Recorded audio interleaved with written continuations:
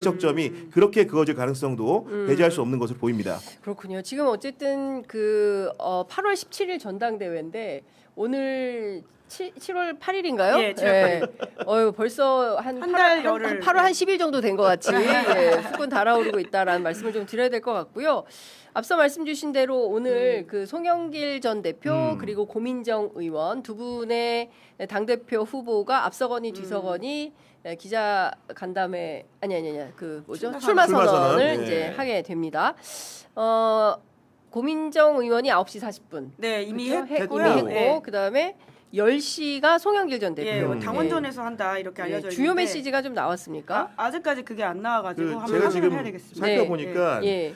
송영길, 고민정 모두 가장 먼저 내세운 거는 2030 관련된 득표 오. 전략들, 2030을 위한 여러 가지 새로운 당의 방책이 필요하다는 취지의 주장을 크게 하고 있는 것 같고요. 네. 송영길 대표 같은 경우에 출마 선언문 내용을 보면은 기본적으로 이제 국정 운영에 힘을 실어주는 방향, 최근에 있었던 3대 메가 프로젝트와 관련해 가지고 이런 것들이 이제 세계 1위 반도체 강국의 꿈이라는 것이 실현되기에 목전에 있다. 그렇기 때문에 이 기회를 놓치지 않기 위해서는 정치가 국정을 뒷받침해야 된다. 집권 여당 민주당이 국운 상승의 기회를 붙잡아야 한다. 이런 얘기를 하고 있는 것이고 그러면서 이제 이재명 정부의 성공이라는 것이 민주당 정부의 책임이다. 그런데 지난 지방선거는 승리의 외피를 쓴 패배였다. 네. 이렇게 비난을 하면서 60%에 육박하는 그 국정 운영 지지율에도 불구하고 이재명 대통령이 땀감 눈물로 만든 성과에도 당이 압승에 실패했다. 이런 식의 인식틀을 좀 보여주고 있는 거고요. 네. 그런 똘똘 뭉쳐 하나로 뛰는 진짜 그 여당을 만드는 데는 송영길이 적격자이다. 이런 식의 논거를 쭉 펴면서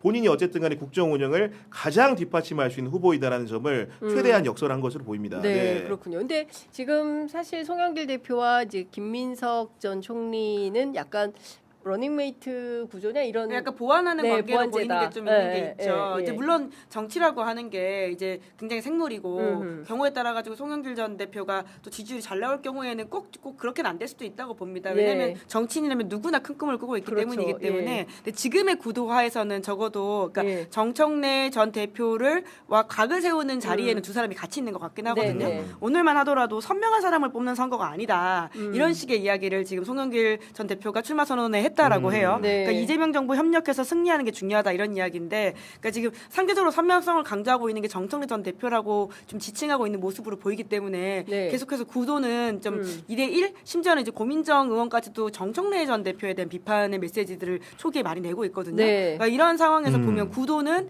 이제 정청래 전 대표의 지난 1년의 그 당무 혹은 당 관계, 그 당정 관계 혹은 당에 대한 어떤 평가들이 좀 이번 선거에 전면에 올라오게 만들려고 하는 것이 지금 김민석 전 총리를 비롯한 송영길 전 대표 그리고 이제 고민정 의원의 말이 아닐까 싶긴 합니다. 근데 송영길 전 대표의 그런 그 출마 선언문의 여타 후보들과의 차별점이라는 거 제가 보니까 공약을 실었네요. 정책 공약을. 첫 번째로는 주택시장의 불길을 확실하게 잡겠다고 하면서 오. 본인이 또 서울시장 출마한 그 예, 이력이 있지 전력 않습니까? 있죠. 그러니까 예. 부동산 문제의 핵심은 서울의 공급 부족이다. 네. 그러면서 이러저러한 것들 본인은 누구나 집 프로젝트를 통해 가지고 단순 임대가 아니라 내 집을 가질 수 있는 길을 열겠다. 네. 언제든지 최초 분양가로 집을 살 수 있도록 하겠다. 이런 식의 부동산 공약을 내세웠다는 점이 예. 상당히 그 고무적이라고 보는 거고 예, 예. 두 번째로는 청년이 세계로 나갈 기회를 열겠다고 하면서 그 기본적으로 이제 이름만 들어도 가슴 뛰는 장보고 10만 프로젝트라는 걸 하겠다라고 하면서 네. 2030 청년의 주거도 바꾸겠다고 말을 하고 예. 그러면서 대학 기숙사 수용률이라는 것이 낮은데 절반까지 50%까지 육박하게 하고 모듈형 기숙사를 신속하게 공급하겠다. 네. 이런 식의 비전을 내놨고요. 마지막으로는 주식시장의 우상향을 가로막는 걸림돌을 확실하게 제거하겠다고 하면서 당선 즉시 예. 가장 먼저 충과시킬 입법으로 예. 주가 누르기 방지법부터 통과시키겠다.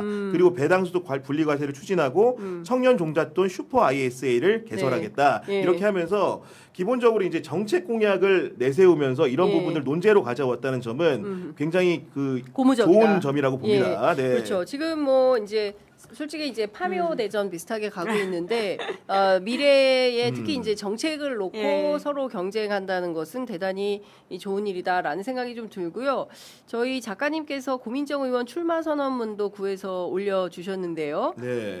민심의 회초리 앞에서 우리가 해야 할 일은 무엇입니까? 지방선거에서 민심은 민주당의 회초리를 드셨다. 특히 2030 청년 세대는 민주당을 철저히 외면했고 소득, 자산, 성장, 일자리, 소비 등 모든 분야에서 양극화가 커지면서 K 양극화의 그늘이 짙어지고 있는데 이념과 진영으로 갈라졌던 대한민국은 이제 격차로 갈라지고 있다. 이제 이런 등등의 이제 이야기를 하면서 중요한 것은 내부의 단합 없이 외연 확장을 이룰 수가 없고 외연 확장 없이 국민 다수의 마음을 얻을 수가 없다. 성과를 내야 된다. 특히 민생이면 민생, 개혁 의제면 개혁 의제, 성과를 내야 된다. 이제 이거를 상당히 강조를 했습니다. 뭐 굉장히 긴 글인데 아마 네. 조만간 페이스북에 올라오지 않을까 싶고요. 두 이야기 뭐 우리 김은지 기자 어떻게 들으셨어요? 지금 고민정 의원은 사실 이제 세대 교체를 좀 하자 이런 취지 그렇죠. 이야기들을 예, 하고 있는 세대론. 것이거든요. 유일 40대. 예, 그렇습니다. 또 게다가 여성이라고 하는 좀 그쵸. 유일한 어떤 예. 포지션을 가지고 있기 때문에, 그러니까 지금까지의 그 고민정 의원이 출마 선언을 하기 전까지만 하더라도, 그러니까 소위 말하는 괴파로서 좀 갈등하는 모습들이 있었는데, 네. 고민정 의원은 쉽게는 친문으로 분류되긴 하지만 그런 분류에 끼지 않고 좀 세대를 교체함으로써 민주당이 미래로 나아가는 모습을 이야기하자라는 말을 하고 있는 것으로 네. 들리긴 합니다. 오늘 아침에 또 SBS 라디오에 나가서는 네. 그러니까 송영길, 정청래, 김민석 세 사람이 이제 경쟁자다 보니까 바로 직격을 한 것 네. 같던데요.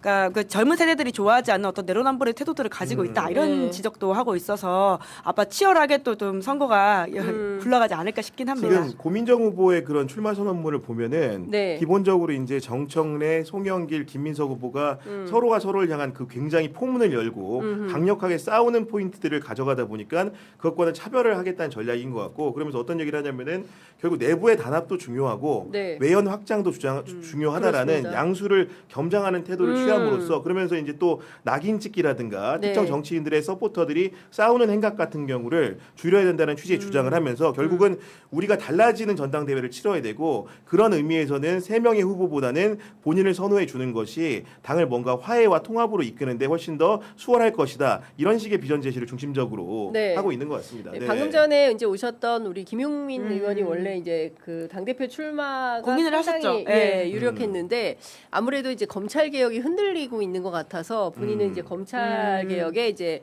마침표 꼭지점을 따는 이런 차원에서 역할을 해야 될 것 같아서 이제 당대표 네. 포기를 하고